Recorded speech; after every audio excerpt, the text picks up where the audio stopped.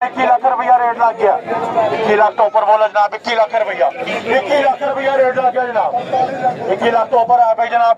21 लाख तो ऊपर है भाई। N1 टर्बो का कोई कहा गया जनाब। N1 टर्बो आ गई, पुश स्टार्ट फुल ऑप्शन, छत पिलर जेन्युइन।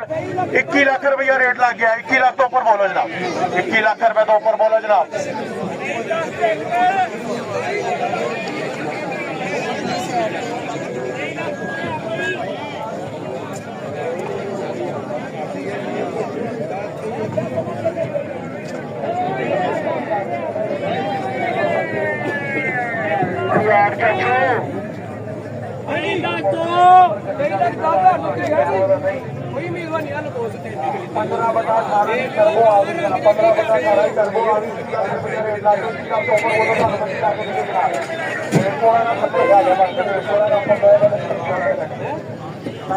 थोड़ा नहीं बहुत ज्यादा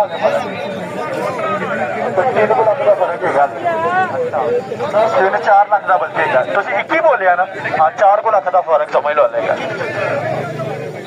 N1 का कोई कहा कि जनाब N1 टर्बो आ गई 2015/18 मॉडल की N1 टर्बो 6 मिले जेन्युइन 2015